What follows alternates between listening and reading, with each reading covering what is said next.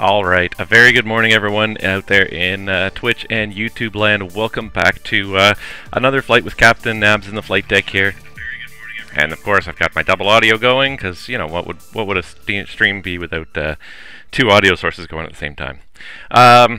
So thank you guys so much for tuning in, all of you that are watching, and I apologize. First of all, I apologize for the late start to the stream today. Unfortunately, I was having a little bit of an audio issue with the software, and that I was not getting any of the audio sounds from the sim itself. I could get the mic, but I wasn't getting the sim itself, and of course, what's the point of streaming if nobody can hear anything about what's going on? So I had to take a few minutes to solve that, and yeah, just a little bit frustrating. And it's the second time that's happened to me in the last little while where I've had the streaming software suddenly have audio glitches, and it runs flawlessly without ever having to adjust the settings for, you know, days and weeks, and then suddenly decides that it's just not going to work. So yeah, but anyways, we got it running now, so thank you guys so much for joining me. As you can see, we are back here at Phoenix, and if I scroll around to the next view, there we go. We've got our Entourage right there, parked just a couple of gates down. Squibbly, good morning, how's it going? And thank you for your patience. And I will say this too, good call on the flight plan. Squibbly put a flight plan into our Discord, and what he put in there, I was originally going to disregard it because what he put in there was a really long bloody flight, and I'm going to show you here really quickly if I can just pull it up again here. And this is exactly what I did too. So I looked at it. So I put in the flight plan. The routing he had was the first one that was offered, and then I looked at it and I said, whoa, wait a second here. This is a really kind of out-of-the-way flight plan here. Really kind of a long, surprisingly long route. And actually, if you look up here, SimBrief is great. It calculates for it. 11.3% over the straight line distance, an increase of 11.3. And I looked at a couple other ones, and I said, we got a lot better ones than that here. We got this one's only 6.2. This one's 1190. This one's 1136. So you could save 50 miles. It's not inconsequential in the airline business. 50 miles is easily, 10 minutes of extra flying there. So I looked at a couple of those ones, and I was about to pick another one, and then I said, well, let's just have a quick little look-see and see what the upper winds are doing. So you can go and do that in SimBrief, and one of the things I love about it is just how quickly and easily you can do things in this moving map and see. And whoa, wait a second here. If I do the more direct route that I was going to choose there, this kind of puts us more into the winds, whereas if we do the route that, the original first route that was offered, the one that Squibbly put in the chat there, tailwind.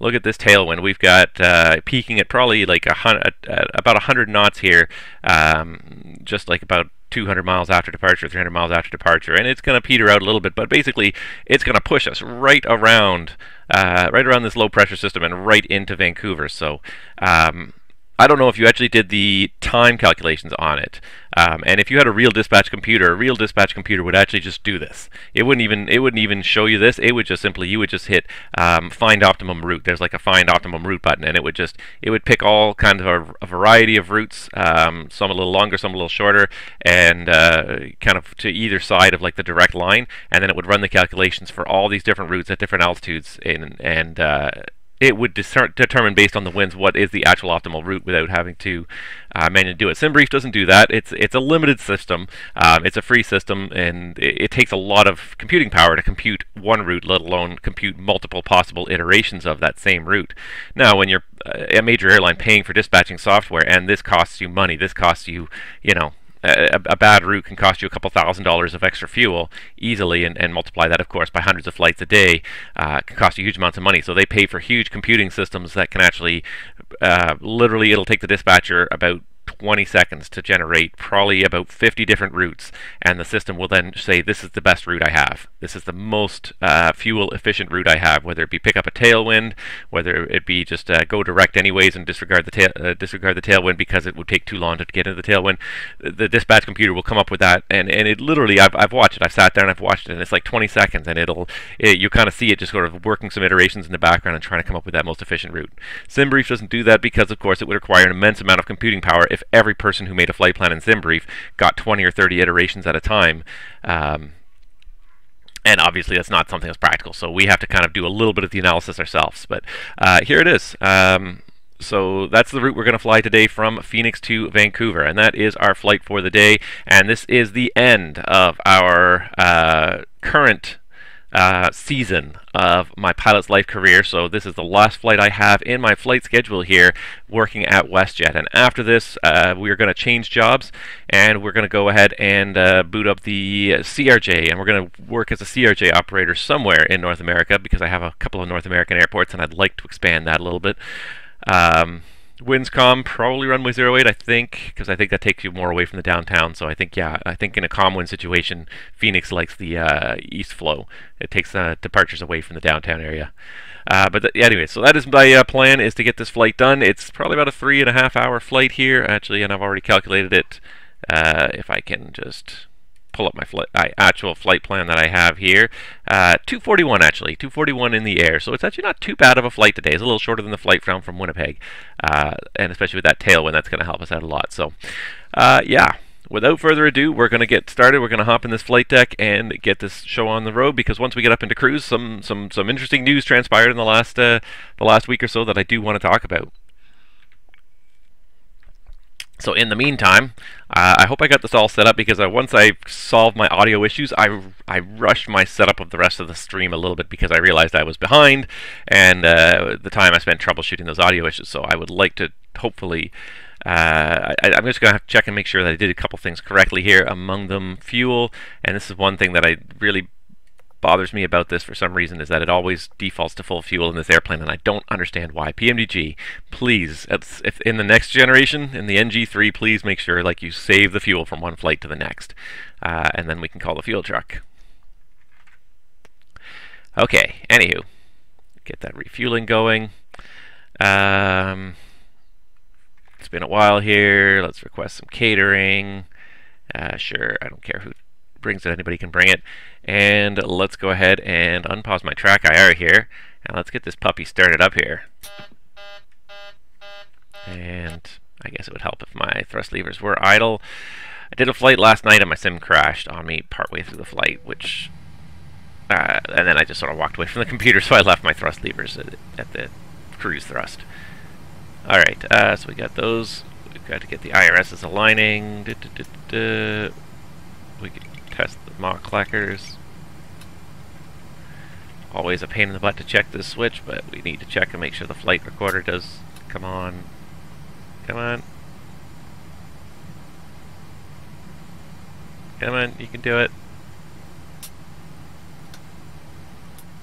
There it goes. Alright.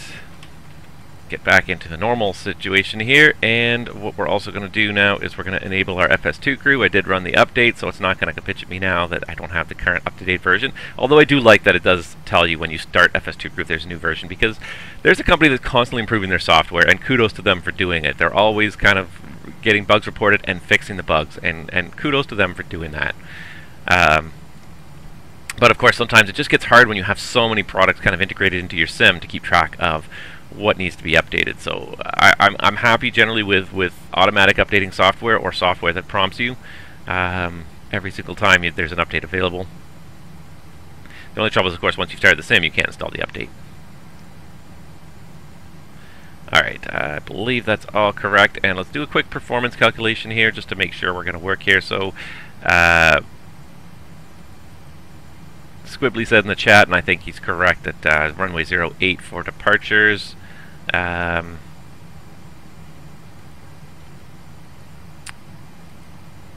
looks like it's a pretty dry morning out there. Winds calm, I know you said that. I tell you, it's nice to have it down here in my chat where I can see it. Winds calm, 18 degrees, 2987. I think it's warmer here in Toronto than it is in Phoenix this morning. I think it's already over 20 degrees in Toronto. It has been a nice week, I'll say that.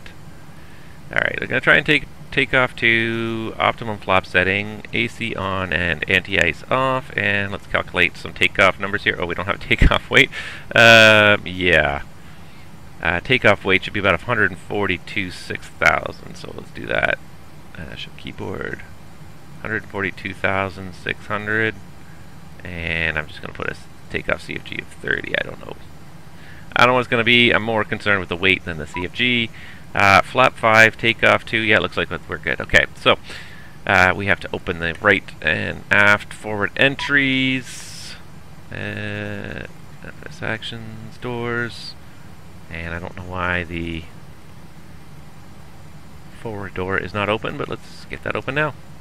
Apparently we came in through a closed door somehow. And pre-flight, let's get this going because we're behind schedule. I would like to try and get airborne by 14:10. I don't know if it's going to happen. Yeah, I almost skipped past the winds, and then I was like, wait a second, let's just have a look at the winds. And usually, like once you're on a flight that's much above an hour and a half, the wind's going to have an impact.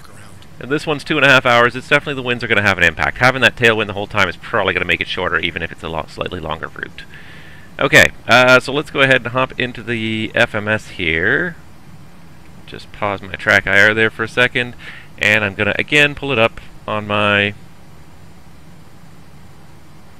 accompanying tablet here because I just think it's such a useful way to input. And oops, that's not the right button. That's the right button. Oh, and that's not lined up at all. But there you go, guys.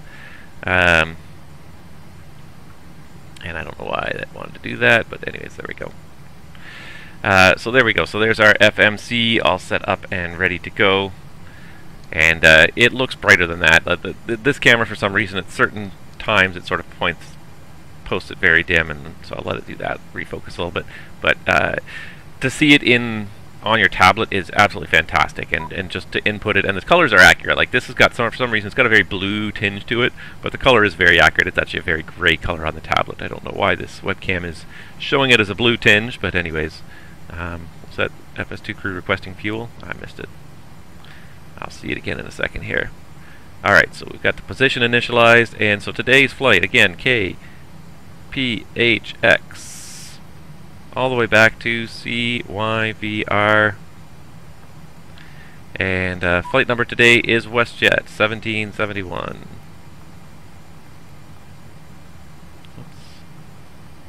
Buttons are just a little bit too small, and again, it's a small tablet. If I had a more standard size tablet, the FMC would be pretty much the correct size. Alright, so we're going to do, I'm not going to bother loading the flight plan, we're just going to do it this way. So I don't even know, I put it in here and I've already forgot what it said here. Wait to close the right forward entry and use the refueling system. Okay. So first of all, refueling. So for this airplane, it says we're going to need about 20. So we can close those two doors. It said, and then fuel 22,000. So we'll load 10,000 pounds on from where we are now. That'll be good. Alright, and again, I kind of glanced at the routing, but while I was playing with it, but it's the quakey one we're doing today. And if you're going for 8, I'll go for 8 as well. GCN. Alright, and then from there we keep on going. BCE Picho.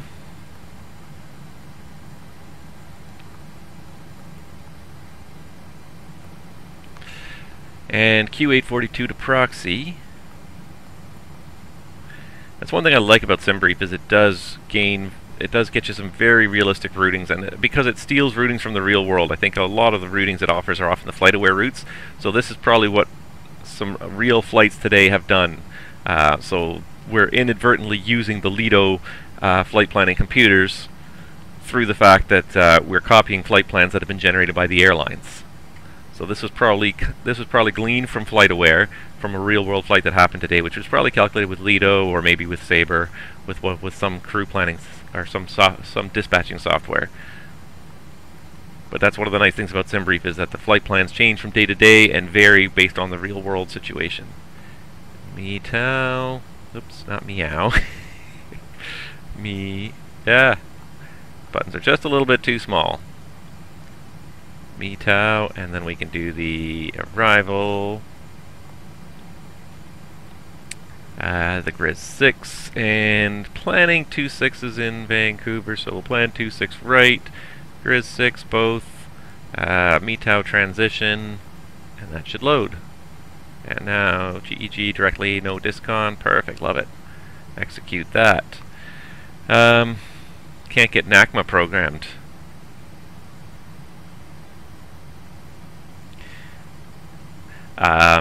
Yeah, I wonder. NACMA's been there for a while. I was going to say, did you update your database? But as long as, have you used the Navigraph database updater in Microsoft Flight Simulator? Because that, I believe right now, the A380X project, I believe, is running off of the internal Microsoft Flight Simulator database, nav database. So if you get the Navigraph updater, that may help with those fixes, because NACMA's been there for a while. I don't think that arrival has changed lately. Okay, it's a bug in the M3. Yeah, and this is why I like the airplane, but I haven't really gotten a whole lot of use out of the A380X, because again, it's still there's still lots of stuff to be worked out. I'm going to wait till probably it's a bit more of a stable platform before I use it. But I mean, kudos to you for trying to use it. Like I think it's a good platform, and I think it has a lot of great future. Okay, 5, constant X, reserve. So reserve fuel today, we're looking at 28 and 22, so that's about 5. We'll put 5.1 because it was just a little more than that. 5.1.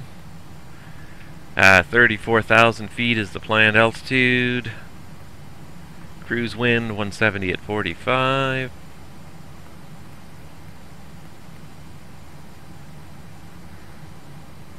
And then we can execute all of that. N1 limit. Did this guy ever go out to do his walk around? He did, didn't he? He's going to come back any second now. He's just been quiet for so long, I'm like beginning to wonder, is he coming back? Alright, and then last but not least, all this N1 performance stuff here. Let's get it out of our... bottles for you. The security and safety checks are complete. Are we okay to start boarding? Go for it. Thanks. Clear to board. Alright, request boarding. Alright, so we're doing a takeoff 2. That's a takeoff 2 with a D rate of 30 degrees, or a flex temperature of 30 degrees. Climb 2. And then our flap setting is flap 5 for takeoff there on the tablet. The CFG, I'm just going to cut and paste in there, and 140, 140, 145. Which pretty much matches, give or take maybe a couple £100, so maybe something's not quite the same, but pretty close. And there we go.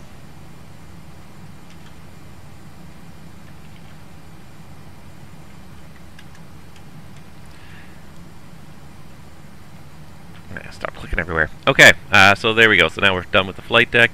Did this guy ever come back from doing his walk? Back from the walk around. Thank you. Everything looks good. I was about to say, where were you, buddy? Alright, I got the whole FMS programmed, and you're still out there just jaunting around in the sunshine, enjoying things. Okay, so let's get the yaw damper on. I'm going to let you do your thing here. The one thing I will do is because you don't do it, it's the stall test. I can hear the stall warnings running. Okay, on both sides, perfect. Alright, you haven't really done anything here, so there's no point in me really looking at that overhead panel yet. So, while I'm waiting for you to do some stuff, what I'm going to do is I'm going to pull up my charts. Let's get the charts going up here.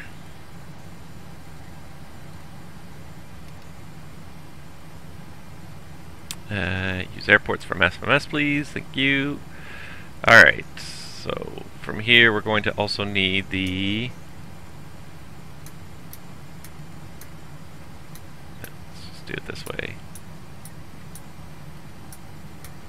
Wakey 1 RNAV departure. There we go. That's really what we need here. Oh, and here come some people walking down the bridge. Hello. It's weird when you get clipping and you can actually see people in the bridges. Okay, so we need to know top altitude. Looks like 8,000. Alright, 8,000, so we can set that. And we have a runway heading off of 8. It's 078.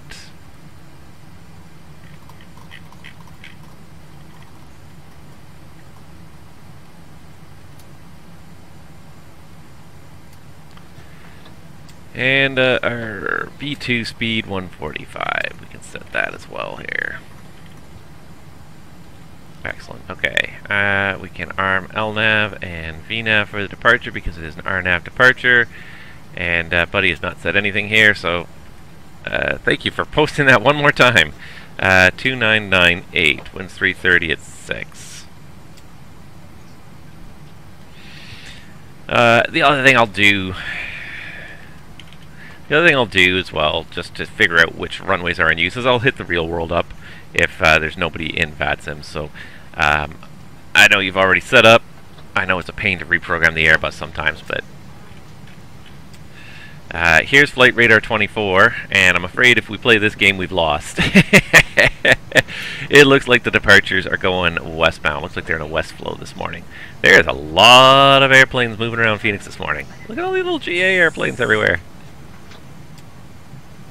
Busy morning. Anybody want to see my humble ads as well in the corner there? Okay, so I'm going to change it up. I'm sorry, I'm going to be that guy. 2988. And he's got that set now anyway, so okay, so that's good. Yeah, I think we're going to change this up just to match the real world flow. I'm sorry. Is that going to be a big problem? Normally I'm used to working by myself, and I'm like, if I want to do something, I'm just going to friggin' do it. I don't care what anybody else says. But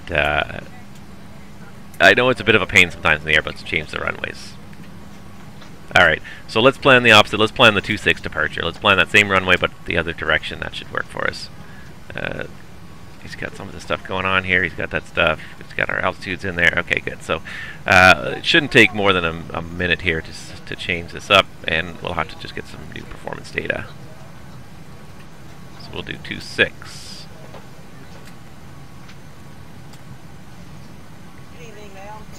And then VCE direct. Execute that. We can clear the message because we know the takeoff speeds will change. Pardon me. So now for departure westbound, it's 258 heading. And I'm just going to get the performance data off of 2.6 really quick here. So change this up for 2.6. Again, I'm still going to do winds calm because it's a worst case scenario, and then we'll always have a little bit better performance. It's just, I don't know why I get lazy about it, but I get lazy about putting in the winds. Still 30 degrees, takeoff 2, flap 5, so no change to the performance numbers. Speeds 39, 30, still the same speeds. It's a long runway, so it's not like the thing is we're not really length limited by that runway. So really it's just a question of what's the optimal takeoff for this airplane. Okay, that was pretty easy, other than I just have to flip this around to 268, 258. There we go. Okay. Alright, so we got all that taken care of. He's taking care of that. Let's get the parking brake on. And let's make sure we got Unicom up here as well for whoever is here on the VATSIM network today. 22.8, 2000, okay. Good, and let's make sure we got this. Okay. Pre-flight checklist. Pre-flight checklist. Pre-flight checklist. Oxygen. Tested 100%. Tested 100%. Navigation transfer and display switches. Normal. Auto. Window heat. On. Pressurization mode selector. Auto. Flight instruments.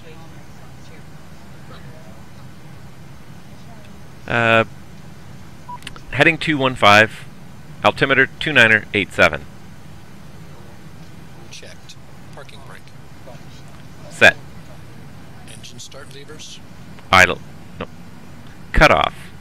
Pre-flight checklist complete. Are you ready for the departure brief? Go ahead. Okay. Yeah, he sounds a little quiet, but he is at maximum audio. He is at strength 5. I just checked that there. That's what I was doing while he was talking. So, okay.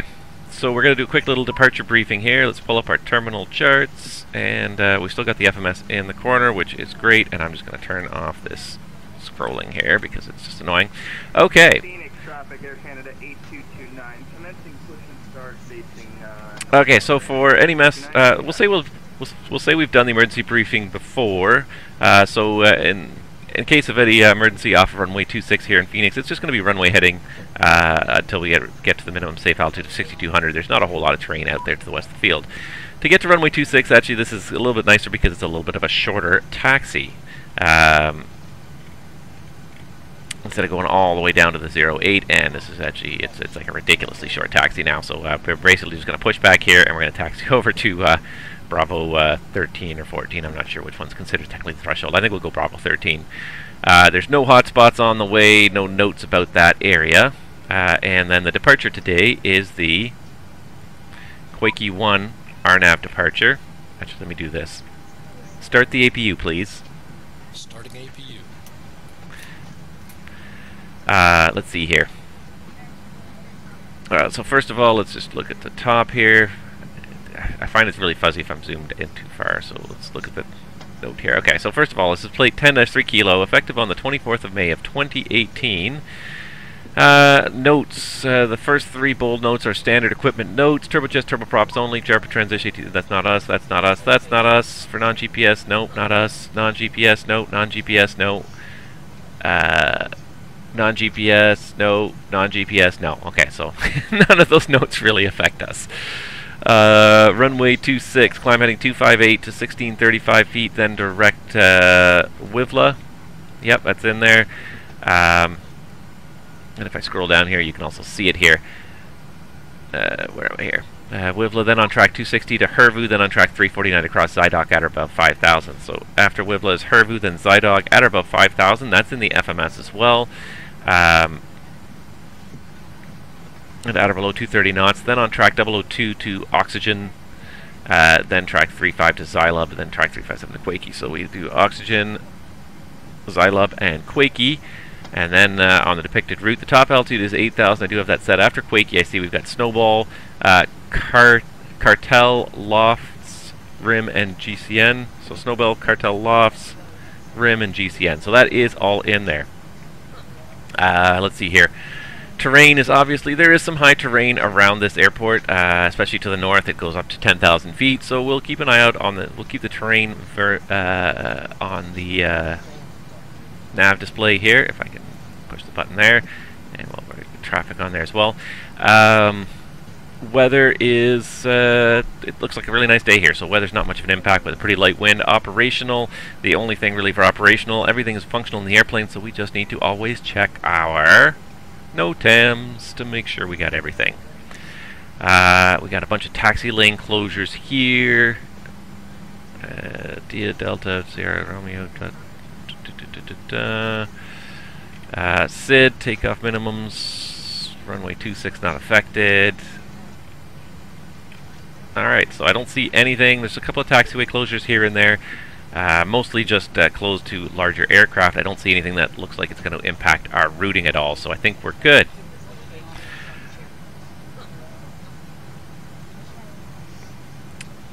Alright, I think that's about it.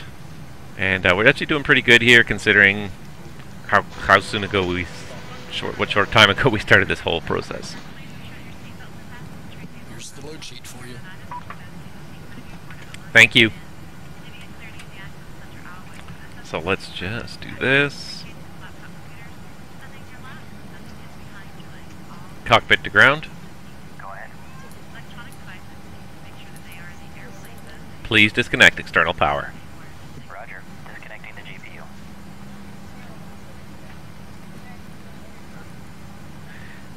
That's just one of the things I love about FS2 Crew, is just verbal interactions. Asking people to do things for you. Alright, I feel like I rushed through some of this and I didn't actually check some of these switches here.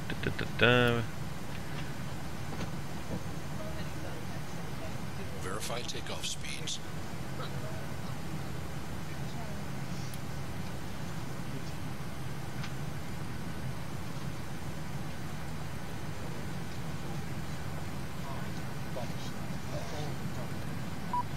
Verified. Oops. Verified. Check. Alright, and I think we're just about ready here, so let's just, if fast forward this a couple more minutes. Oh, he's still doing his before start procedures, but anyways. Traffic Air Canada 8229. Taxi runway 26 via Quebec Charlie Romeo. And there you are in the corner there, and we will be getting going here in just a moment. There we go. We're almost there. Before start checklist down to the line. Before start checklist to the line. Fuel 22.0 thousand pounds. Pumps on. Passenger signs on. Windows. Locked. Locked. MCP. Speed 145, heading 258, altitude 8,000. Checked. Takeoff speeds. V1139, VR139, V2144. V2144. Checked. CDU pre-flight. Complete. Completed. Rudder and aileron trim. Set and checked. Taxi and takeoff briefing. Completed. Are you sure? Before start checklist completed to the line. I never asked him any questions. Any questions? No questions. There. Now the briefing is complete. If I don't ask for feedback from my FO, then he gets mad. Okay, the pitch trim is set. I think we're just about ready to go here. Guys, all passengers are on board. Are we clear to close? Thank you. It will be a short taxi. Thanks. See you out there. All right.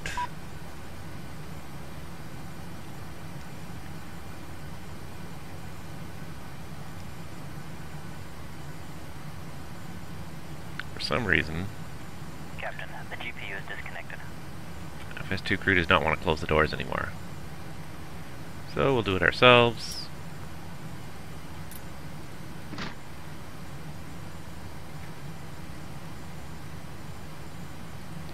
Let's get rid of this. Oh.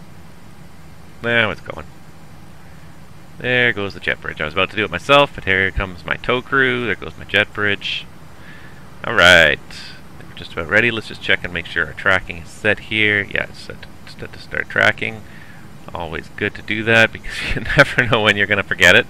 And boy, is that annoying if you do. I've forgotten it once or twice, and then you got to go and refly the whole bloody flight. And who wants to do that sometimes? I mean, it's nice to fly, but like when you've already done something, it's just who wants to go and do it again? Okay.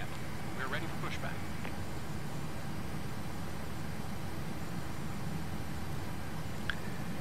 Before start checklist below the line. Flight deck door closed and locked. Anti-collision light on. Before start checklist complete. Locking gear.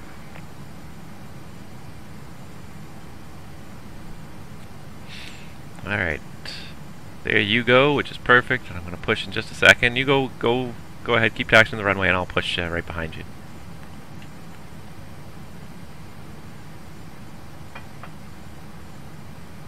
Let's go left. Departure check completed. Bypass pin inserted. Release parking brakes.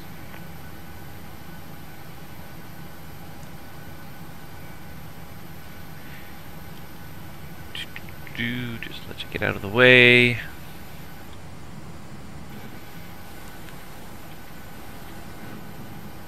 There you go, that should be good enough now. Brakes coming off. Commencing push. All engines clear. Start at will. Start sequence is 1, then 2. Check. Start engine 1.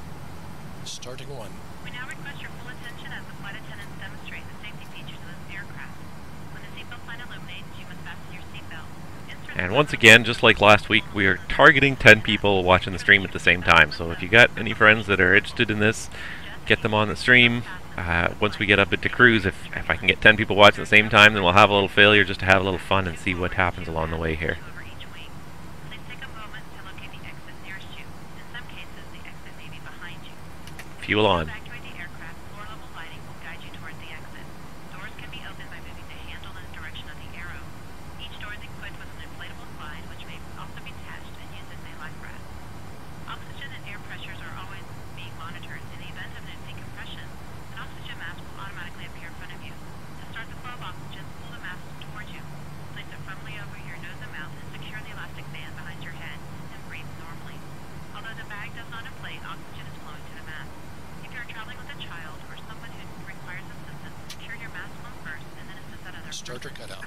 Keep your mask on until an uniformed Checked. crew member advises you to remove it. In the event of an emergency, Waiting your please assume the confirmation for braking good engine position. start.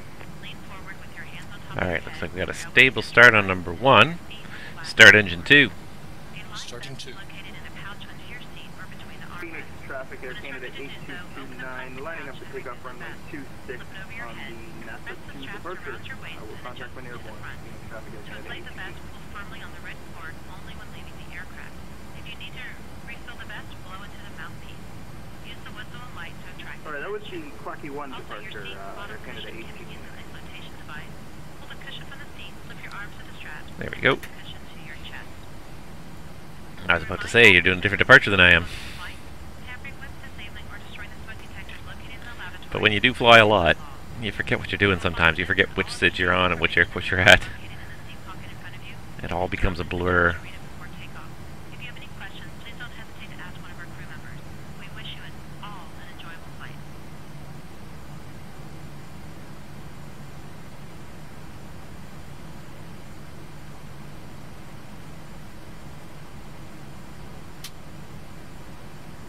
Starter cutout.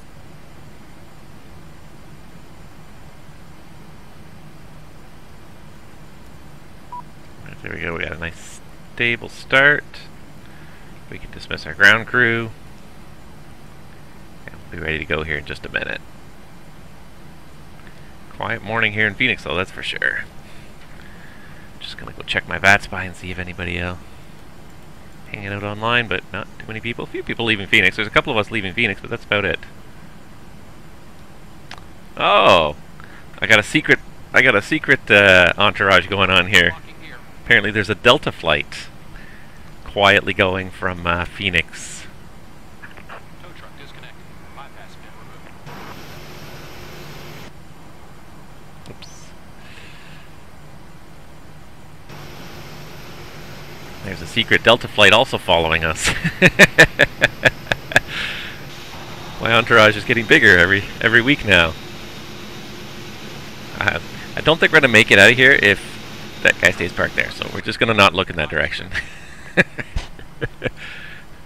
Alright, he's giving us the wave off. Flaps 5. Flaps 5. Flaps 5.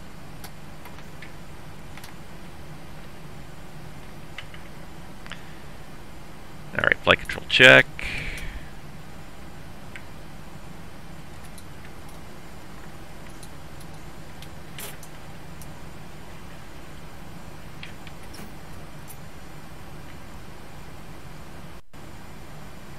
Before taxi checklist. Before taxi checklist. Generators. On. Probe heat. On. Anti-ice. Off. Isolation valve. Auto. Engine start switches. Continuous. Recall. Checked. Auto brake. RTO. Engine start levers. Idle detent. Flight controls. Checked. Dispatch clearance. Traffic, Air Checked. Canada 8229, Checked. 2400 Before taxi checklist complete. Clear on the left. Clear right. 8229 Phoenix. Phoenix traffic, a very good morning. WestJet 1771 is at Bravo Concourse taxi in Quebec for departure on runway 26. Give her a little bit of power. There she goes.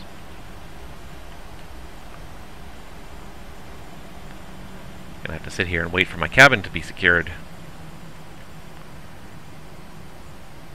It's gonna be an uber short taxi, that's for sure.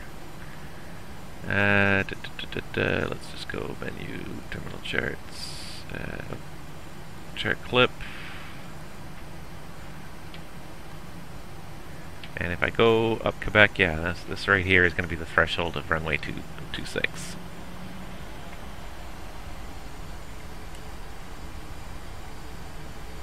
Phoenix traffic, Air Canada 8229, passing 5,000 feet, climbing flight level 380. Air Canada 8229, Phoenix traffic.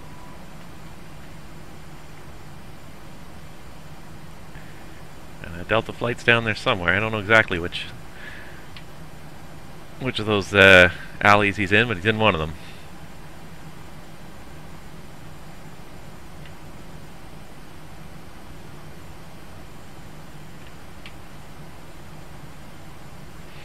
Alright, and now we're here. I've got to wait for the cabin. And this is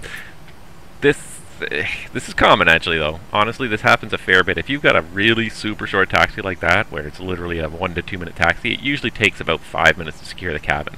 From the time you start the pushback, the cabin crew has to do the entire safety briefing, check all the doors, check all the galleys for everything secured, go and check all the passengers and make sure everyone's got their seatbelt on and the tray table's up and all that stupid shit that people try to get away with, put their laptops away, take their headphones out, all that stuff. It also depends on your cabin crew. Some cabin crew know their job, they do it, they get it done quickly, and they're done. Other people are just sort of very, I won't say lazy about it, but they just don't work as quickly anyway, some people. Some people are just very, we'll get it done when we get it done.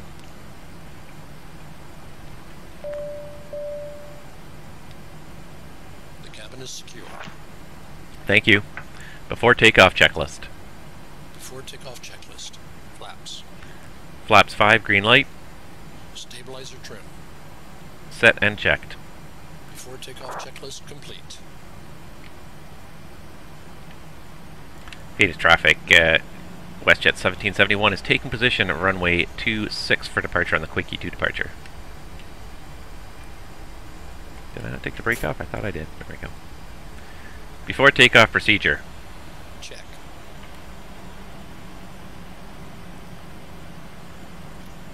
Throttles armed.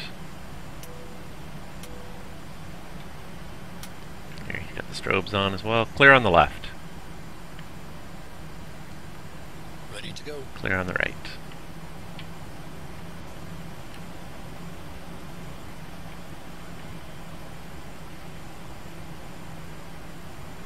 Travis, you should have said something if you're going to come flying with us. I could have waited a little bit more.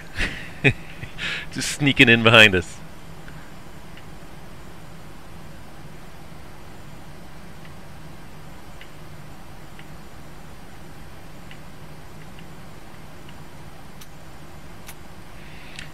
Phoenix traffic, WestJet 1771, rolling runway 26.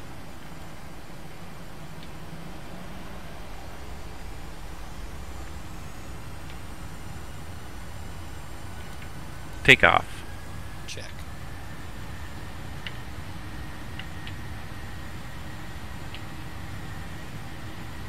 Thrust set.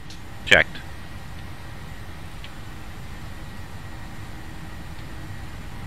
knots. Checked.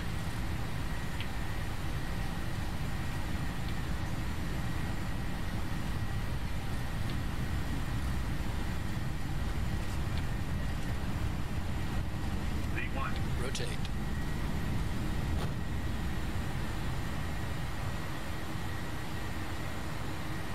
Positive rate.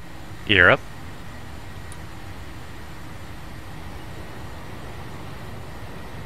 LNAV. Check.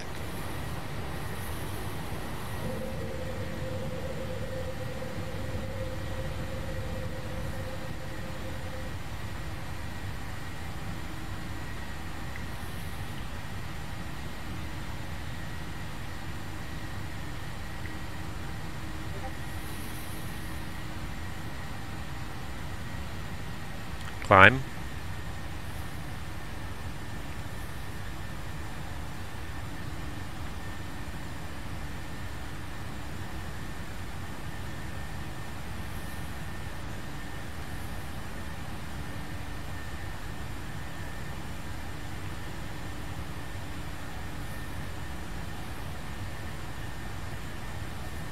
Flaps 1.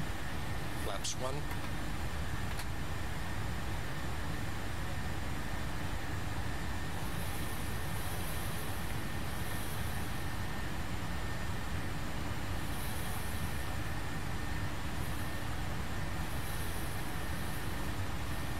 And flaps up. Checked. Flaps up. Flaps up.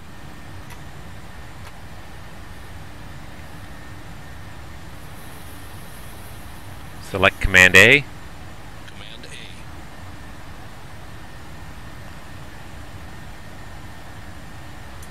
A. After takeoff checklist. Stand by.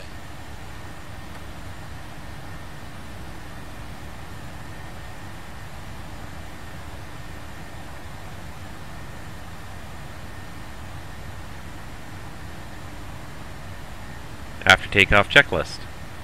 After takeoff checklist. Engine bleeds, on, packs, auto, landing gear, up and off, flaps, up, no lights. After takeoff checklist complete. Checked. Alright, there we go, we're underway. Just going to double check my flight tracker. Happy to release the cabin crew? Go for it. If I can find it here really quickly. It is, yes, it is tracking. Okay, just want to make sure. I don't want to do these flights without tracking.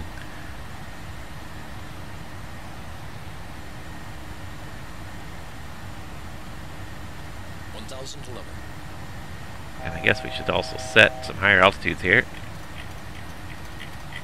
Since there's no ATC online, we can set our cruise altitude of 340 here. Alright, and there we go. We're underway. And Travis, I know you're back there. I hope you're on the taxi out anyways. It looked like you were pushed back from the gate, so hopefully you'll get airborne and be able to keep up with us as we make our way up to Vancouver, and hopefully we'll get a little bit of ATC. I do see Vancouver arrival on right now. That being said, we have a little ways to go before we get there, so I don't know if we're actually going to get there before he's logged off. Probably not. I'm not optimistic about that, but maybe it's a Saturday. It'll be middle of the day. Hopefully we'll get a few controllers online throughout the day. So I see your questions, and just let's just get this whole thing sort of established and en route, and then I'll go into your questions here.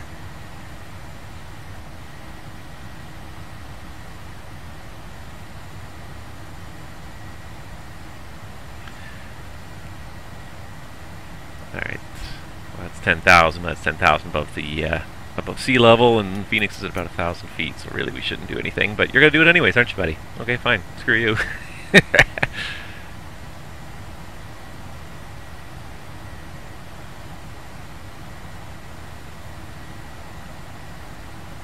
Alright, so we passed our 230 knot restriction.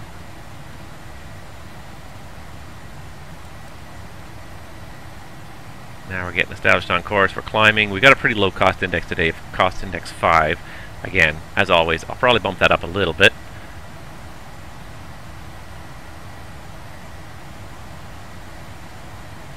Typical flight sim. And Travis, I feel for that. Yeah, like I said last night, I had the sim crash. I got the whole thing going out of Miami, but I should have rebooted my computer before I started, because Miami especially is an area where there's tons of airports, and because it was FNO, there was tons of airplanes as well, and it was grinding my computer to a halt. And the sim became a slideshow at a couple of points, and it should have been a sign that I should go for it. Okay, okay. And it should have been a sign that I should have rebooted the computer before I started the flight, because yeah, I got airborne, and I think it was like through about 15,000 feet or something like that, and the climb out, and the sim crashed. So, and I didn't have the patience to restart it. So, I don't know if there's anything wrong, but I know it's a very intense scenery. The Miami scenery, it's Latin VFR's Miami scenery we're talking about, and it's a fantastic scenery, but it is one of the highest end sceneries out there, I think. If you can judge it based on the performance you get. My computer slows down to single digits typically when I'm in Miami, especially if there's any number of airplanes about. It's a really, really good, high quality detailed scenery, but Miami's a huge, complex airport with literally 100 gates.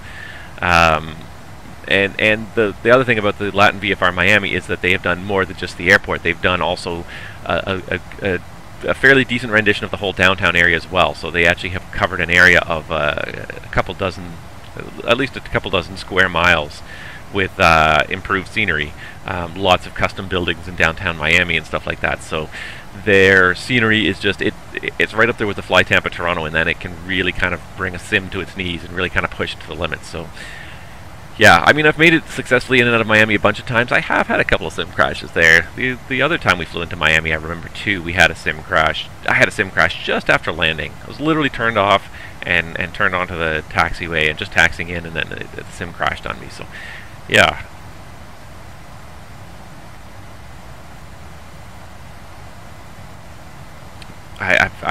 Yeah, I don't know. I didn't have the patience to restart that flight once it crashed last night. I didn't want to be up all night doing that flight. So, anyways, yeah. But I'm glad you're hopefully going to make it behind us here. Thank you thank you for joining us and giving us a little entourage. Maybe that'll help get us a little bit of ATC along the way if people see a little entourage of airplanes en route. Alright, we're just coming up on transition, so I'm going to set a little bit early here.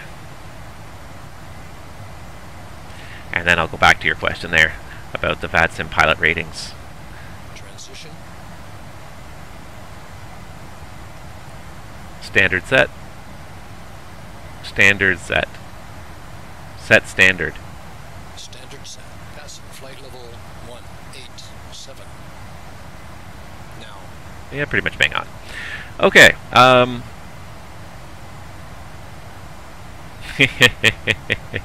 Travis does both. Just like so many of us here on VATSIM, he loves to put on both hats, whatever mood he's in. Okay, as I was saying, yeah, so you were asking about pilot ratings on VATSIM, and yes, they do somewhat resemble real-life pilot ratings. Not a whole bunch of people bother to get pilot rated out there, but it's slowly becoming a bit more of a culture thing where people are willing to put in the time and effort to do it. Mostly it's a lot of reading. Not that that's probably going to encourage anybody, but mostly it's a lot of reading. It's a lot of just it's a lot of stuff you already probably know, but it's a matter of just sort of measuring it and proving that you know it.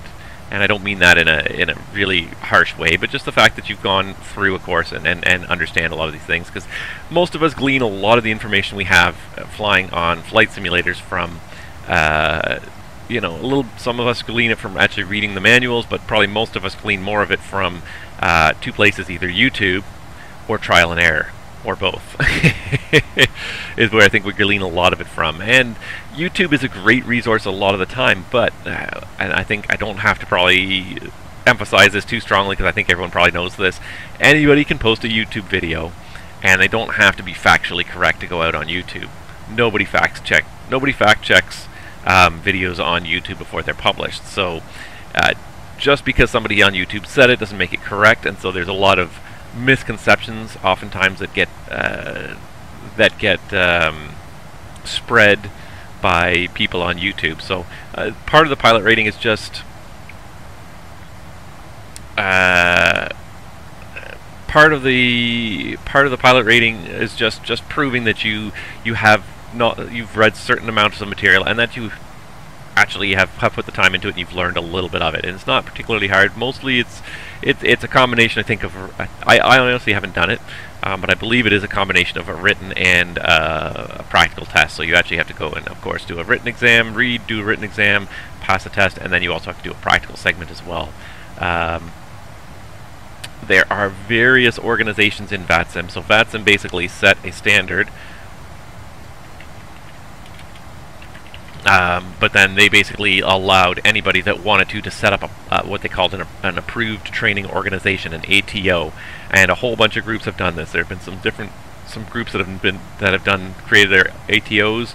There have been a number of ATC groups that created their own ATOs. There have been a number of virtual airlines that have created their own ATOs. So VATSIM sort of sets the basic standard of what the competency has to be at the end of the day, and then these ATOs will set up a training program to sort of meet that.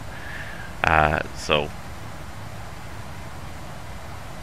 let's see here. And of course, I can't really show you too much because I went and did it. One thing that is really kind of nice that VATSIM does is that if you have a real-world pilot rating, you can submit your real-world pilot license to VATSIM, and they will give you the equivalent VATSIM pilot rating. So they do somewhat resemble the real-world ratings. So VATSIM has created like all these manuals and the various pilot ratings, P1, P2, P3. So they do sort of equate sort of to the various levels. So P1 would be your private license, P2 the commercial license. No, sorry, P2 is the instrument rating, P3 is the commercial multi-engine, and then P4 would be your airline transport license. And they have created all these different standards, but then they've allowed, they don't do the actual training, they just approve organizations to actually provide the training. So there are a number of different approved training organizations. Let's see here, VATSTAR is one of the more famous ones, I think. Is this really all there is left now? Because I know there was a few that had tried to do it. I know there was more than this that had tried to do it, but it looks like there's only a few left that have done it. But yeah, you can go to any of these various organizations and apply and go through the whole thing, and they'll get you. Well, and these people have had a lot of certifications, and the number just keeps going up. But it's very set to your pace. You know, you don't have like a set time. Like a lot of it is very. I don't know if I could find anything about how to actually do it here, but a lot of it is it's at your own pace, so it's not like there's any rush. You know, you're not getting paid necessarily to do this, so you set your own pace of when you want to learn. Take the tests whenever you're ready.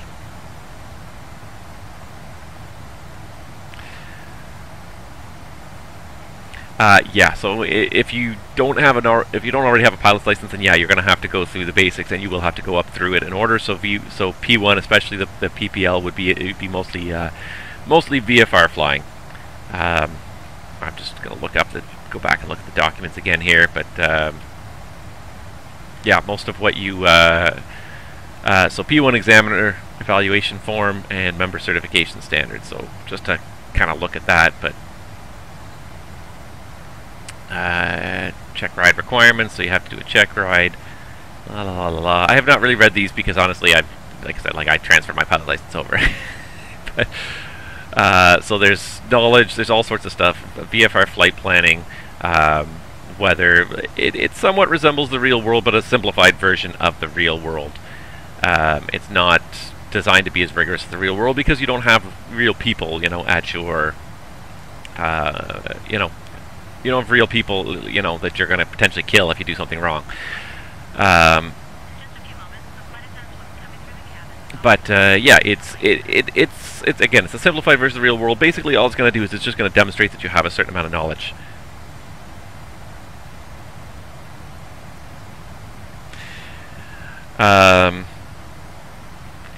Let's see here, how to get started in VFR, and that really is one of the tough questions, because VFR, the thing about IFR is it is extremely structured, so it's very kind of easy. It's very much, you know, scripted, and if this, do that kind of thing. With VFR, it's much more free. It's just like getting on your bicycle and just going for a ride whenever you want. And there's generally very little rules along the way. There are some rules, obviously, but you know, as opposed to driving a city bus or something where you've got to follow a specific route and you've got to have a lot of training for that. VFR, because generally you're only taking a couple of people at most, it's very free. So how do you know? We got there fast. How do you know? Okay, for first who to talk to? Well, you know, and that comes down to learning airspace in different countries, and that is a whole big thing. Honestly, Navigraph does not do a great job of delineating different airspaces. No. Just go all the way off here. No. Yeah, the trouble with Navigraph is it's great for IFR, but its VFR really kind of lacks. And the biggest thing with VFR a lot of the time is airspace, but they also don't have like an en route VFR chart. Like they have a world map, but a world map is not necessarily great for VFR. A specific VFR chart will really kind of have we'll really have things that VFR pilots can see. So just to find where we are here, I find that SkyVector in the US and Canada, especially the US anyways, has really good VFR charts. Their VFR charts, once you get outside the US, are terrible because they just use world charts and they're very kind of low detail. But in the US they have the actual FAA charts loaded and they're very detailed, and that's really helpful. So where are we here? We departed Phoenix. But like a VFR chart will have very specific things on it. It will very much delineate the airspace, so you'll know what airspace you're flying through.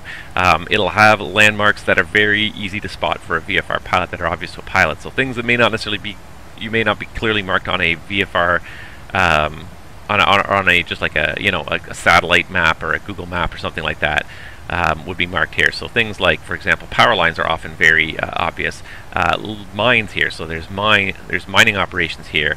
They're marked on the VFR chart because they're obvious to someone who's flying over it. Wind farms, another great sort of VFR landmark. So VFR charts are very much created with VFR landmarks in mind, with what is the pilot going to see when they're be able to see easily when they're out the window. So if you're doing VFR, I highly recommend SkyVector, especially in the US of A.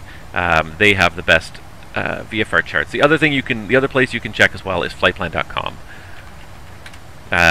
For again, US and Canada, they have good copies of the charts.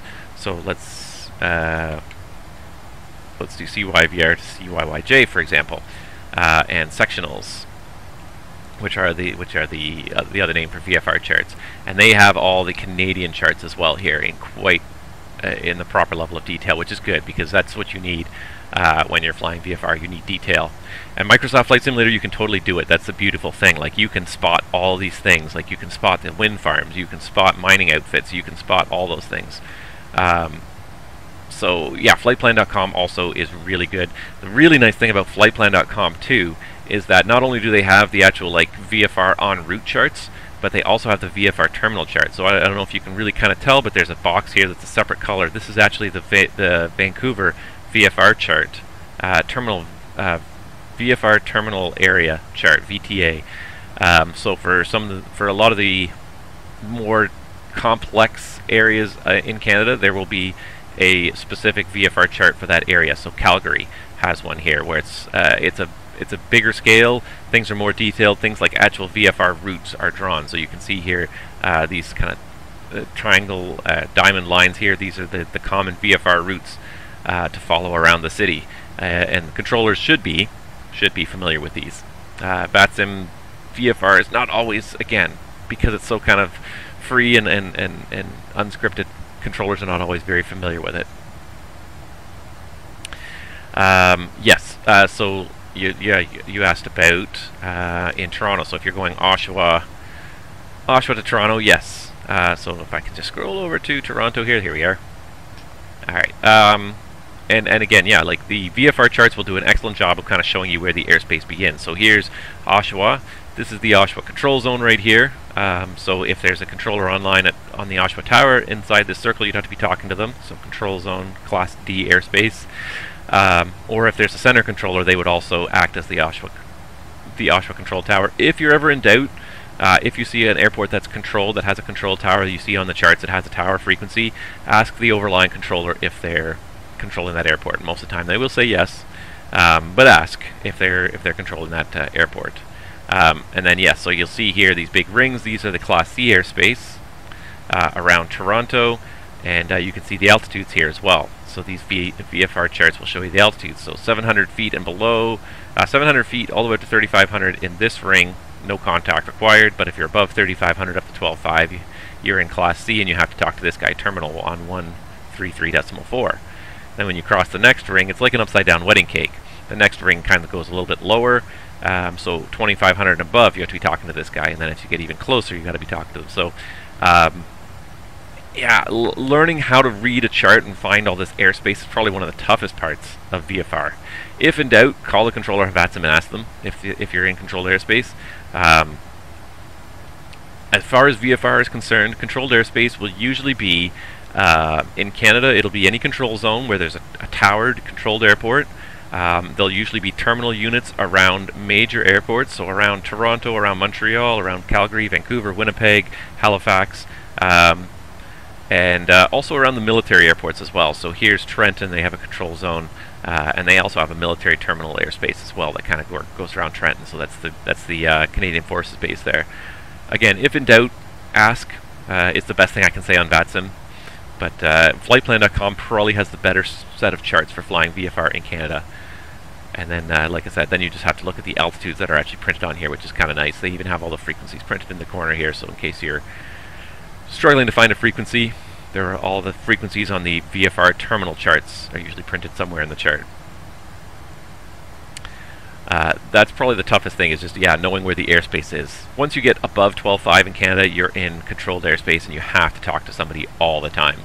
But below 12.5 and outside of these terminal areas, if you're VFR, you don't have to talk to anybody. You can fly around from, you can fly from Muskoka over to Wyerton and down over to Sarnia. These are all uncontrolled airports and uncontrolled airspace. As long as you're below 12.5, you can fly to them all you want. If you were to fly to London, it's got a control tower. You'd have to talk to them when you get to the control zone. And with control zones, you want to be in contact before you actually enter the control zone. So London, for example, is a 5-mile control zone. I would usually start the calls about double that distance, about 10 miles away. I would start calling to get a hold of somebody and find out if you're cleared in. Yeah, flightplan.com I think is the best resource in terms of really nice Canadian charts. The thing I'll show you here as well, if you're in the menu, is background map sectionals. Make sure you choose sectionals Canada. So what you'll see right here is right now this is actually the US chart. Because of the shape of the border, the US charts cover a fair bit of Canada. Just because they're rectangular, so they'll just try to encompass the whole US airspace, and then they'll also cover part of Canada. So that's why theirs is more of this green color, ours is kind of a yellowy color. If you go sectionals Canada, it just simply reverses the priority. So wherever there is a Canadian sectional, it'll display that first, and then if there is no Canadian sectional, then it'll display the American ones. So yeah, if you're in flightplan.com flying in Canada, best to select sectionals Canada. And you can also turn off various layers, so you can turn off the TAC charts, which are the terminal area charts, which is what I was showing you, that have the airspaces properly drawn on them. You can turn those on and off at your will. So flightplan.com, I really like it. It's a really good resource as well for VFR flying. The one nice thing about SkyVector versus flightplan.com is that SkyVector actually has a search function. So if you want to find a particular airport, KPHX, go, and there it is. It centers on the airport. Or you could even put in flight plans, and you can have you can actually put in a whole flight plan, if I could type today, and you can even put in waypoints en route, and it'll draw your flight plan on there, so you can actually do like virtual VFR flying, and you can say, hey, look, I'm passing over this airport. Oh, I'm a little bit left of track, so I just have to go 1 or 2 degrees to the right to get back on track. So it's kind of nice that's one thing SkyVector does on there really nicely, is it'll even draw a complex flight plan with various waypoints, and you can even drag this around and actually add waypoints to your flight plan. Oop, not what I meant to do, but that's what I meant to do. So then you can create whatever kind of route you want here. And that again, really kind of neat, functional, but the only problem with SkyVector is it only has good charts for the US. It doesn't even have the Canadian charts. Oh, it was 9 viewers? I'm sorry, I haven't even watched the viewer numbers.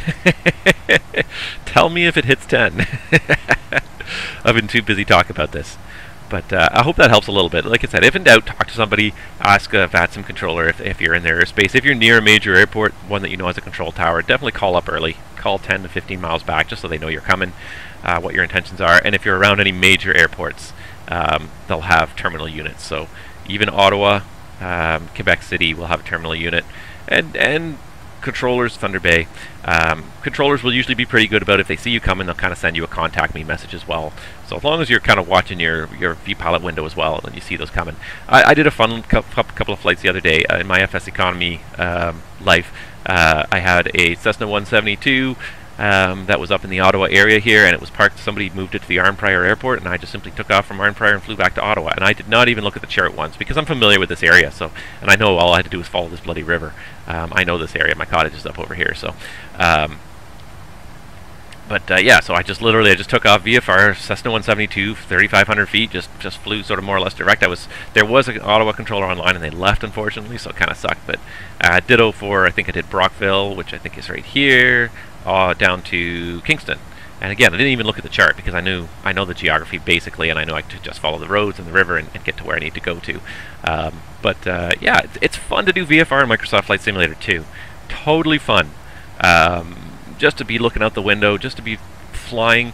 Don't even put anything in your GPS. Turn if you're flying the G1000 Cessna 172, turn the moving map zoom all the way to the maximum setting so you can barely see anything on the map, and just literally just grab a chart like this, grab flightplan.com and look out the window and see if you can spot the lakes as you go by, spot the roads, follow the roads. It's a real challenge. There we go. We got a little fuel pressure. It's a real challenge to fly these VFR and to learn how to map read. Map reading is probably one of the more, I think it's one of the more fun skills that you'll have to learn when you do VFR flying, but it more so in Microsoft Flight Simulator than any sim to date. You can really fly just by looking out the window, and you can see the towns because they're the real satellite images. You can see the railway going this way. The lakes are all the right shape. Like it's great for VFR flying. So yeah, how can you feel good about slotting? Well, the nice thing about VATSIM is it's never that busy. Normally you probably wouldn't take your 172 into a place like Toronto because you wouldn't want to pay the landing fee of like $197 just to land once in Toronto with your 172. But if you had to, I've done it. I have taken a 172 into Toronto Pearson a couple times. And especially it's easier if you're flying a light airplane, if you're VFR, because then you're not doing these long straight-in ILS approaches. Then the controllers will probably tell you to follow the highways just to keep you a little bit away from the approach path of the bigger jets, and then they'll slot you in as soon as there is a little bit of a gap. They'll build a gap for you to slot you in there. Yeah, it's funny because like on VATSIM, yeah, we can do things that you wouldn't normally do in the real world, like do a Cessna 172 flight to a major airport, because most of the time there's not enough traffic. And these airports will have ways of dealing with it too. Ottawa's a great example of a place where there's a runway specifically really dedicated to the general aviation. It's a short runway. Philadelphia is another one I can think of where there's a short runway that's perfect for general aviation, and it keeps you away from the other major, the other busy runways. So there's definitely ways to get in and around the airliners. There's always a way to make it work.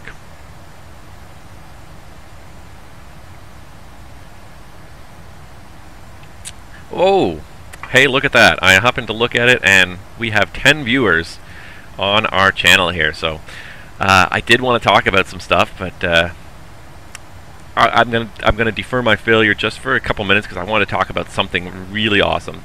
A couple things that kind of came up in the news the last little while.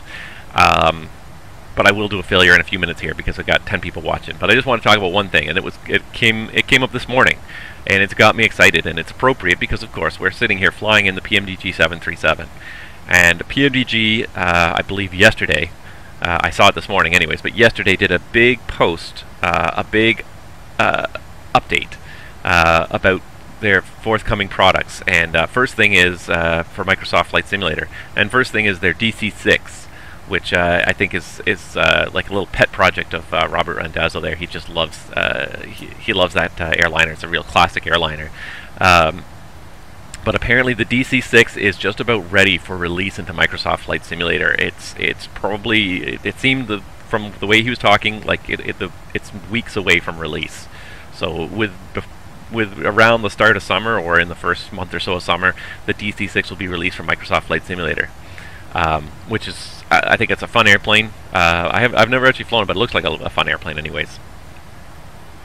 But the second thing, then he went into further product development, and the one thing he said that got me a little bit excited is that the next generation of the 737, so PMDG's 737 version 3, will probably, and this is not a guarantee, but it looks like it's probably going to release before the end of this year.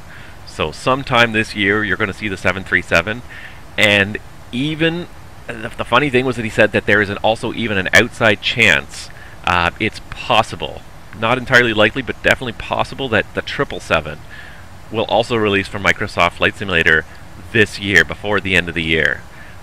It sounds like basically like they've overcome a lot of their obstacles in the sim. They've built their processes, and now that they've sort of built everything that they need to sort of get their platform up and running,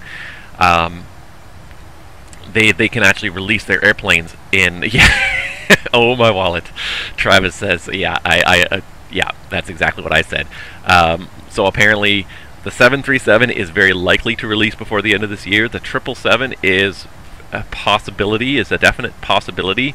And then the Queen of the Skies, the 47, will release in early next year. So it looks like the Triple Crown of Boeing airliners from PMDG will release probably all within the next 12 months at the outside. So yeah, oh my wallet indeed. We owe all of our wallets. Hey, I will say this though, my 737 is almost already paid for, which is great.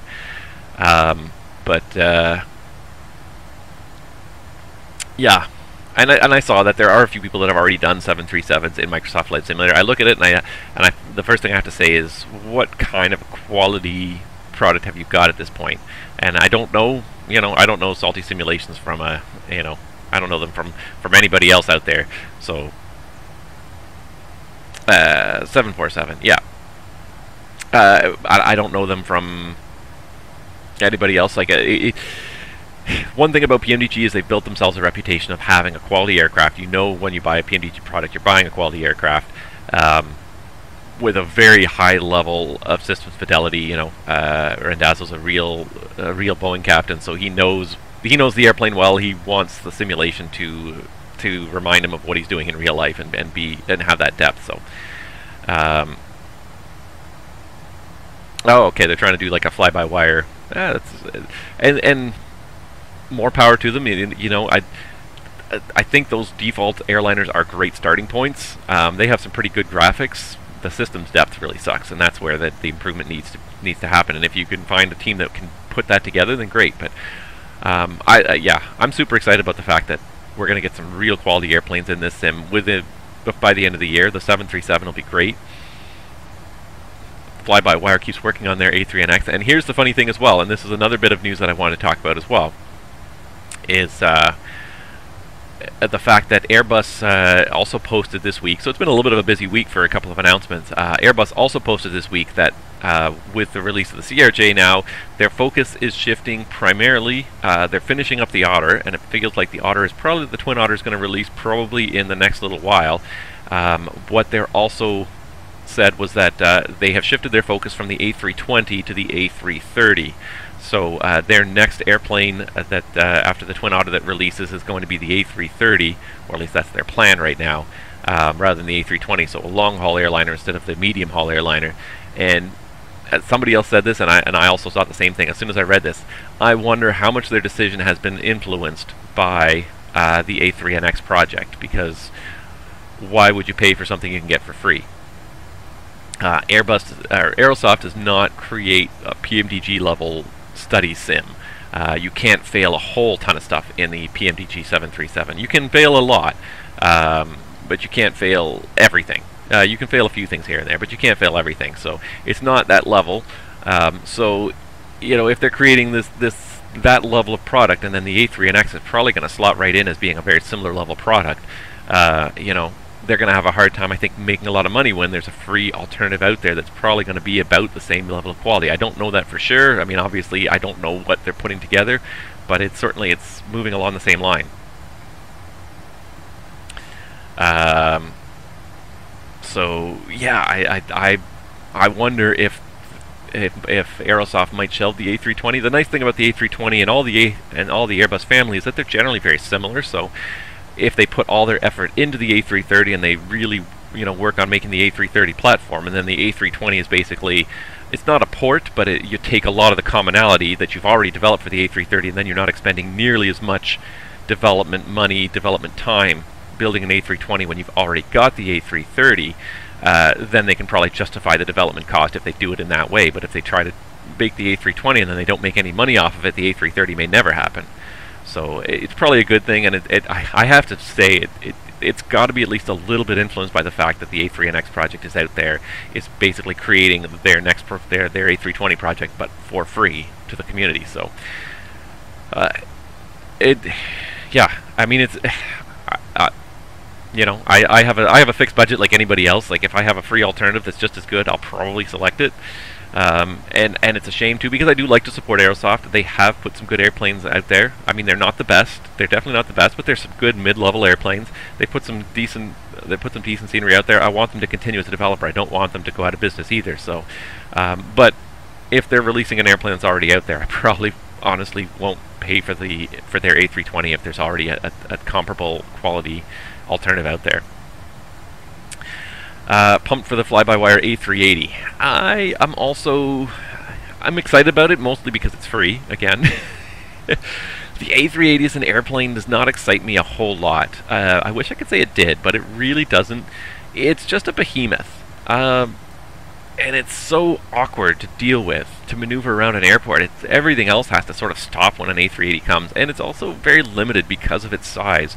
There's only a relatively small number of airports around the world that can deal with it. Like, compared to the 20,000 airports out there that are in the world, you know, only a couple hundred maybe can handle the A380. So it's good for certain scenarios, and I think it has a bit of a limited appeal though. You know, a 3.7 you can slide to a lot more fields, you can do a lot more combinations of flights. The only thing, of course, you can't do is super long hauling like you could in the A380. So I'm not trying to rain on the A380. I think it'll be a great niche. I'll probably fly it a few times, but I don't see myself really falling into it a lot. Again, it's so big that it really is a bit of a limitation in where you can take it. So you know, you really kind of have to plan out what you want to do with it, and have a plan in mind, have a place in mind. So, but yeah, nevertheless, I am pretty excited with all that news this week, especially with PMDG getting fairly optimistic about release dates. Even if they get pushed back, at least we know that the other products are in the pipeline, and it looks like it's going to be a relatively quick succession of releases. And relatively quick being, of course, relative to this desert we've had since the NGXU came out, like a year and a half ago. Has it been a year and a half? I guess it's been a year and a half since the NGXU came out. So they really haven't released anything, I think, since. So they've obviously been working away. I'm not saying they're not doing anything, but it seems like their work is going to pay off eventually for us, and that we're going to get all these things. And yeah, your wallet's going to take a big 1, 2, 3 hit when those airplanes come out. I don't think, unless they have some good sales prices, I don't think everyone's going to be able to buy all of them on their release dates, because it's just going to be too much knowing what they're going to charge for these various airplanes. The 737 is pretty much paid for, so I can pick from the 777 or the 47 within a short period of time after that, but one of them is probably going to go on the back burner for a while.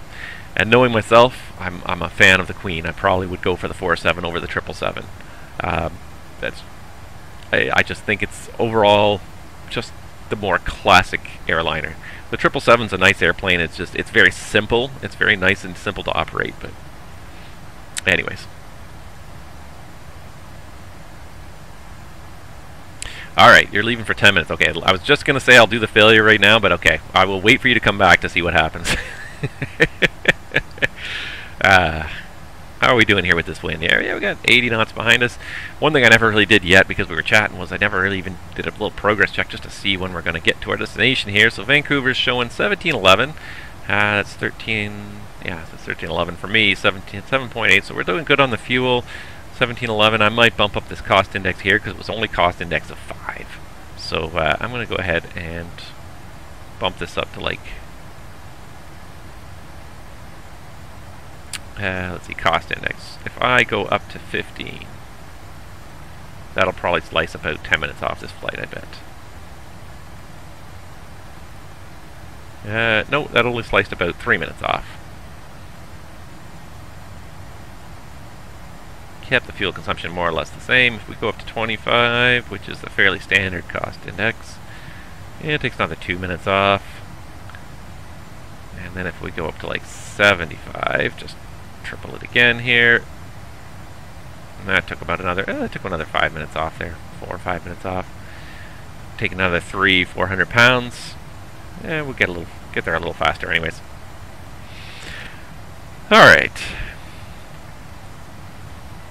That was the big stuff that I saw anyways that I was excited about in the Microsoft Flight Simulator world. I saw a couple of other announcements. I didn't see anything terribly exciting now, but now I'm going to go ahead and scroll back through my news feed from the last week. But that was the one thing, and I woke up this morning, I'm like, well, I guess I have something to talk about on stream now. Because that's definitely anything to do with PMDG. It interests me for sure. It's a you know, like I said, they have good quality airplanes, and they're really, like, that's what this sim needs. We've got tons and tons of airports out there. Tenerife South released in the last week. Dresden, Grenadines, Lido de Venezia. You know, there's a never-ending litany of airports coming out. But that's yeah. but airplanes are still few and far between. Major airplanes are still few and far between, and really even in the P3D world, major airplanes were few and far between. We just got kind of used to the ones we had out there. We had the PMDG Staples, and we had the Majestic, and the Leonardo Mad Dog, and all those other ones out there. We had lots of good airplanes out there. We just got so used to having them, and you got disappointed. Do I want to become famous? I'm going to be okay without that. Thank you, though. Thank you for the offer. I'm going to pass.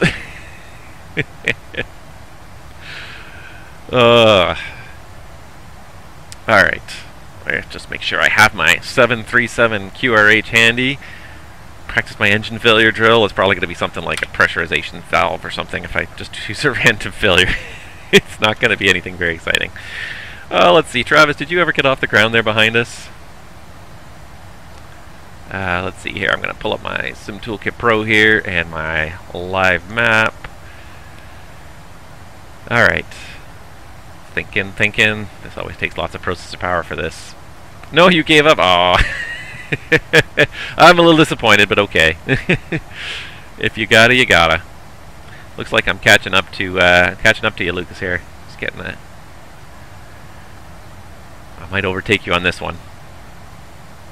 Well, it was worth a try anyways. The next ones are going to be a little bit shorter, I think. The next one we're going to probably do is, like I said, it's going to be CRJ flights. I'm going to be going for something a little shorter. It looks like our Vancouver controller logged off as well, unfortunately, so we're kind of on our own there as well.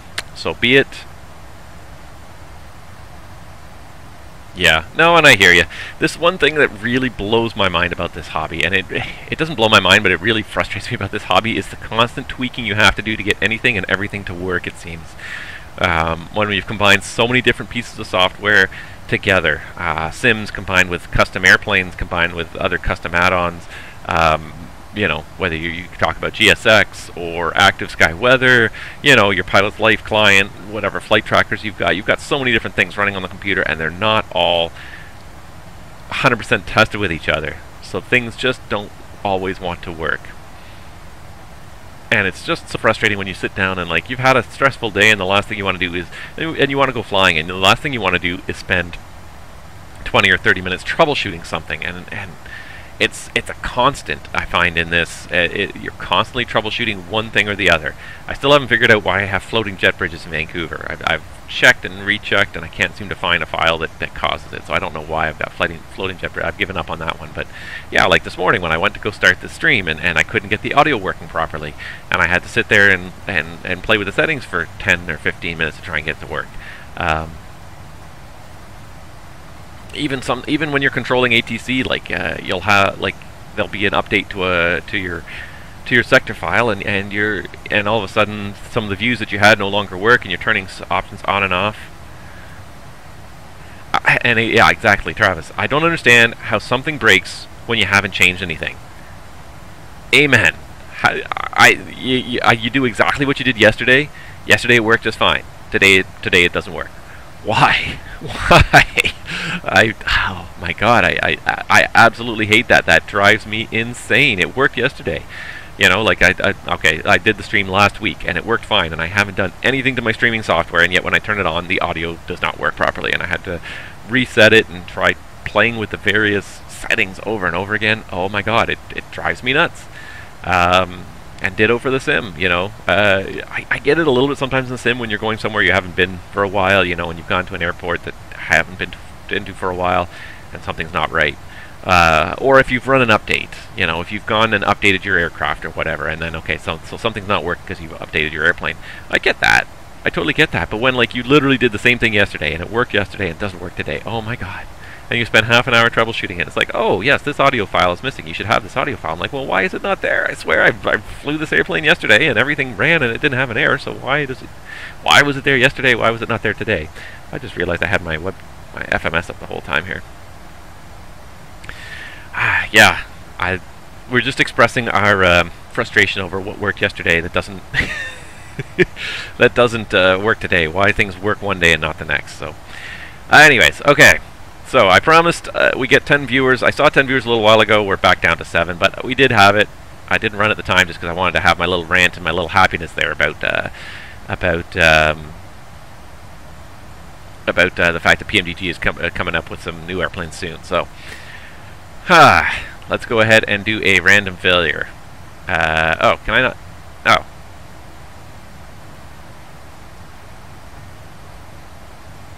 Oh. Can't actually trigger a random failure? Oh, I thought it was actually going to trigger a random failure. I can set... okay. Do I have to set this then? If I set 10 events to happen per hour... Actually, if I set like 60 events per hour, that'll make something happen soon. And limit one event though. So I'm gonna... I can't have 60? 30 events per hour? Events per 10 hours? I want to see what the highest I can get is.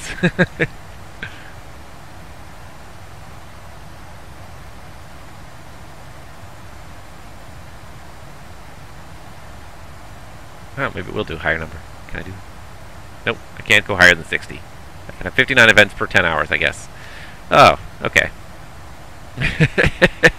But I do like this. You can... And I did set the limit here, so I set... Oop, not that one, that one. I set the limit 1. So it will... It's likely to give me some kind of a failure event over the next hour. There's a 5... There's 5 chances for something to fail, 6 chances for something to fail the next hour, but it's going to stop after 1 failure. So that's good.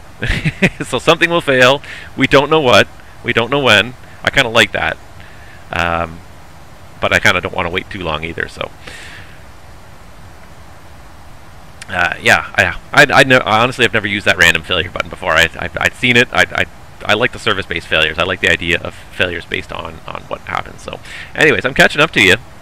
There's your contrail right there, so there you are ahead of me. I'm definitely catching up to you. I was looking at on the live map while you were gone here, and I'm definitely kind of starting to overtake. Nope, that's not the right thing. That's what I'm looking for. There we go. Yeah. I'm pretty close to overtake you, so I think on this flight I might actually overtake you. Although if we have some kind of a failure, that might change things. Ah, we're just about to fly over Salt Lake City. Let's look out the window, shall we? Ooh, oh. There's Great Salt Lake down there, I guess. Is that Great Salt Lake? No, that's not Great Salt Lake. That is, there's a smaller lake first, so that's got to be this smaller lake here, because that's the shape right there. So, like Provo, Utah would be on the east side of that. Salt Lake City is just beyond it here, so Great Salt Lake is just kind of north of it here. So we're going to come over Great Salt Lake very, very soon. You're redlining, yeah, I'm redlining it too, so... In the Boeing, you just don't have a chance. I picked up the cost index. I was at 5, and I went all the way up to 75, and she's going pretty fast now. So hopefully something will fail in the next 10 minutes here. That's what I'm hoping.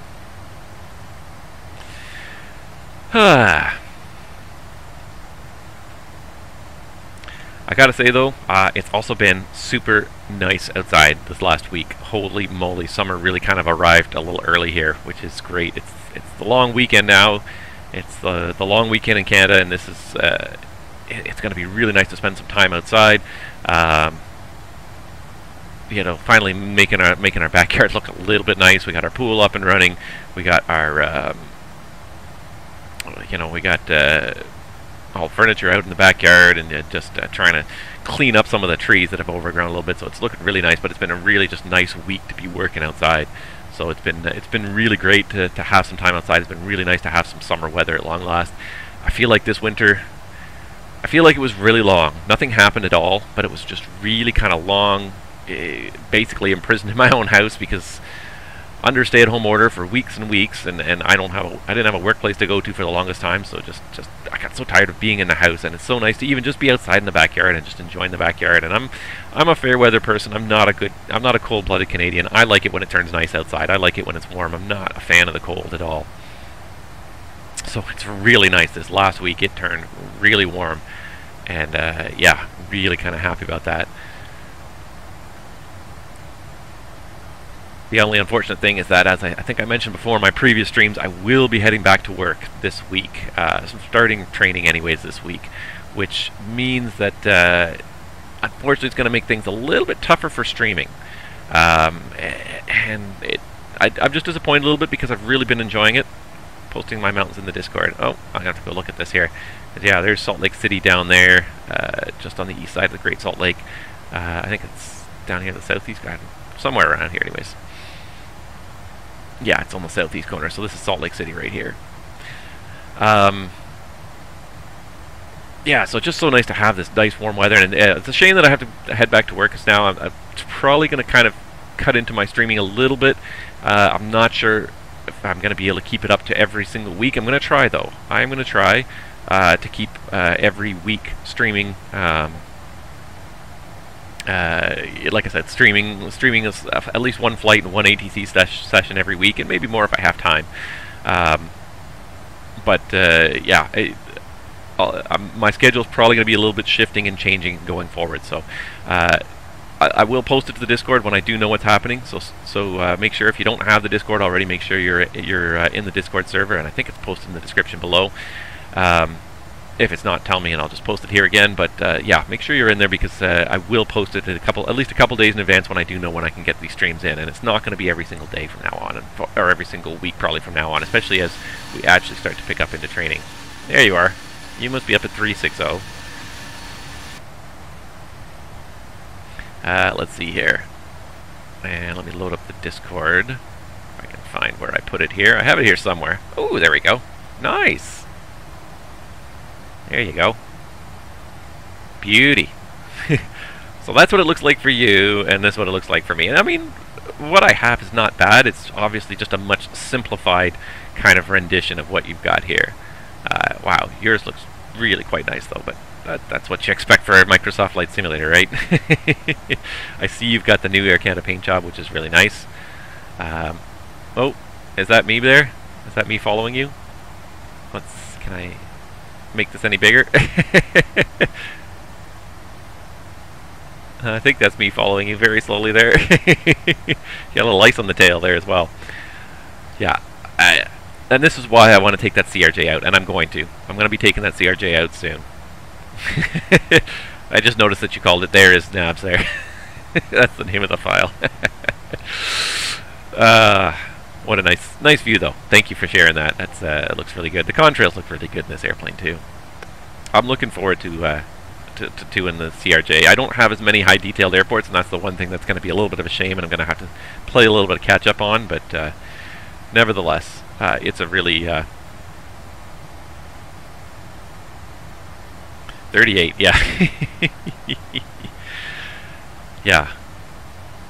It's going to be really nice to fly in the new sim. I think it's going to be just absolutely beautiful scenery.